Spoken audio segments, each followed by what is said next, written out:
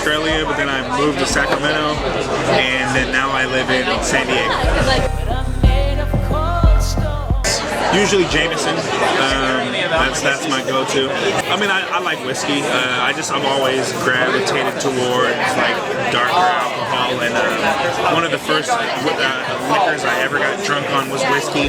So I always just was partial to it. And my brother, I think it was my brother who first put me onto it.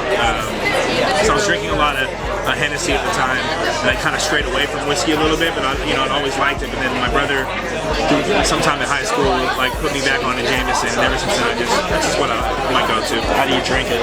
Usually straight. Do you drink it neat? Do you ever see neat at bars? Or do you say straight? Yeah, I say straight.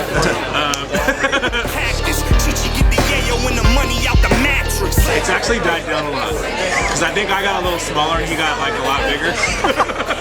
Actually though, funny thing though, is one time at a bar, someone thought I was Solomon and I went with it. He was like, yo, I seen you, man. I seen your battles, but this was at the time that I was doing grind time, so I figured out for a sec, I get myself, oh, okay, yeah, he knows my shit. You murdered Chin, man. You killed him. And then in my head, I'm like, but I was like, I'll just go with it. So I'm like, hell yeah, I did, right? I bodied that fool. Like, I said a line or two from it, like, yeah, when I did that to him. And yeah, so someone at the bar in Sacramento thought I was Iron, and I went with it. Like, I was like, all right, I gotta just say that. It takes a lot of time to prepare for a battle, and I think like to be at that top level of battling, and I don't know, I think that battling evolved a lot, and I don't know, there's people who are better than I was, so I was just like, I've always been a music dude, so I'm just gonna fall back but still make beats for these cats and still be relevant in that scene, It took my brother Tone, then took my brother Juan, then took my brother Twan. Invented a piano teaching method. He started working for this company where he was doing independent piano lessons, but the whole time he developed like a method like independent of relying on reading. It's a playing-based method, not like classical lessons where it's all reading. So he moved from Australia to here, and he to expand his business. So wow, yeah, that's crazy. I didn't even know that. Yeah.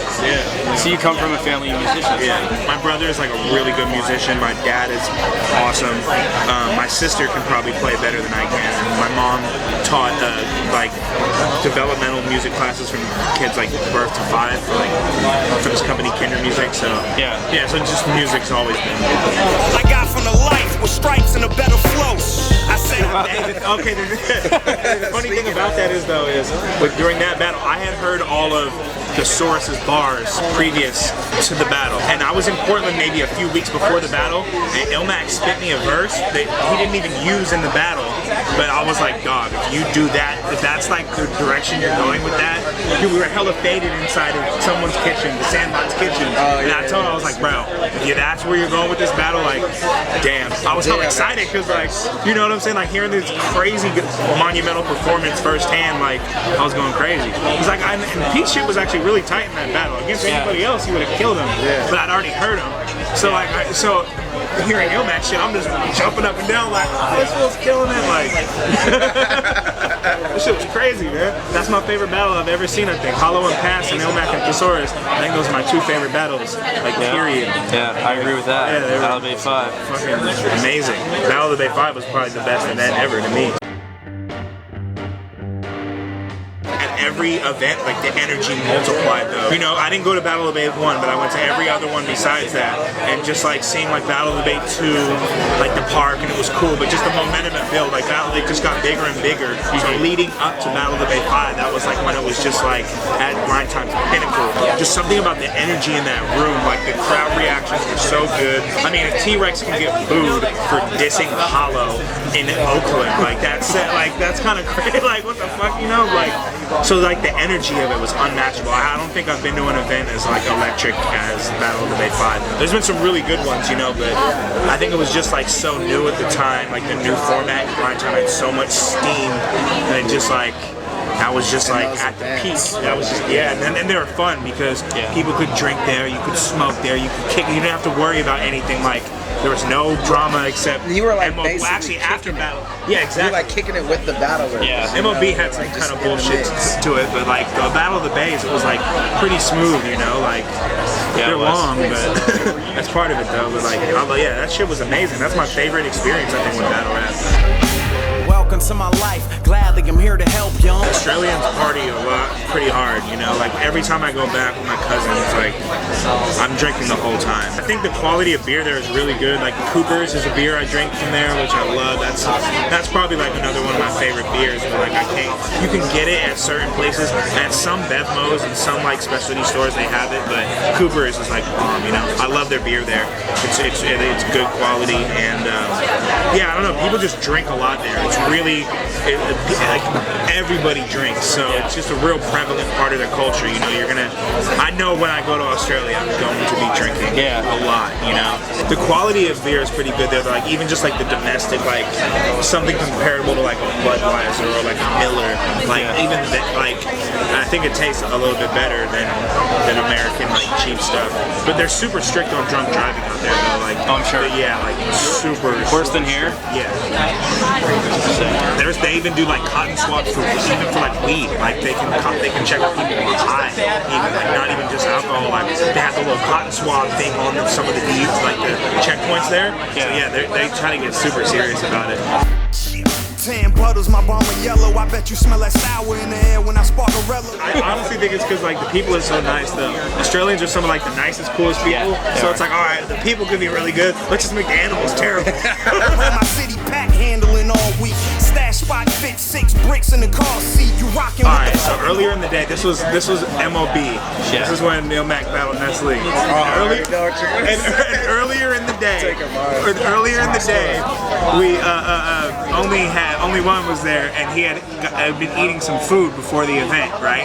And he didn't finish it in time, and he just put it down like before we walked into the event. So fast forward to after MOB. He like put it down like on a garbage It was can. on top of a and then- dumpster, right? Yeah, yeah. It was on top of. So fast forward to the end of the event, we're all walking, going to get food or something, and it's like tons of battlers. Yeah. But specifically, Dumbfounded was there. Cap Callus was there. Cat, Dumbfounded. Dumb. I mean, Thesaurus. Yeah. A lot of people were there.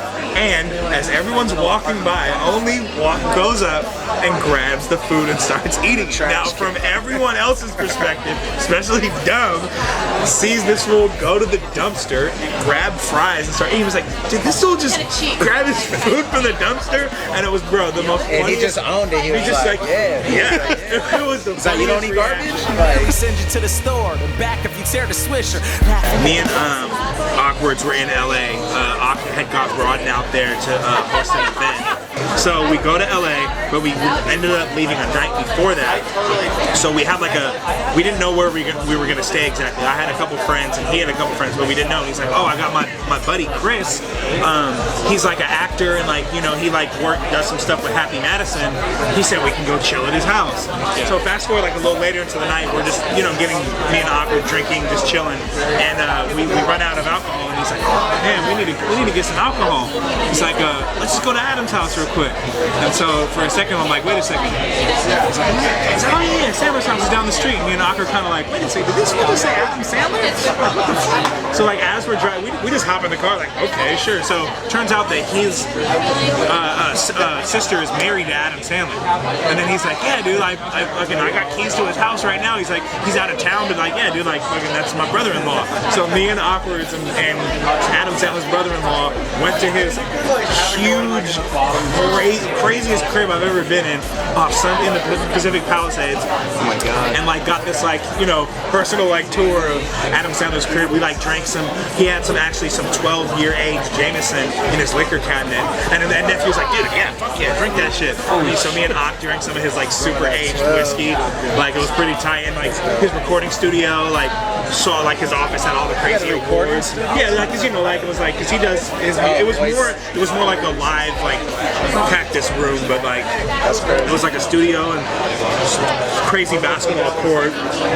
I mean, it was huge. I got lost in the house. Like I was like mentally trying to map it out. Yeah. Like just because, but like there were so many rooms, it felt like it just kept going. Yeah. Like it was just like room after room after room. Like that was pretty cool. That was pretty random, you know. It isn't clear that I'm injured, thick skin resistant. Could split a spear into splinters, wave a white flag. This one here is a winner. Feel like I'm the only thing in this hemisphere to consider. It appears that I'm deadly, so shed a tear for the fall. And my only enemy here is in the mirror. I surrender. Tell me. You're gonna know. You're gonna know. Yeah. Ill man. What up, Kai?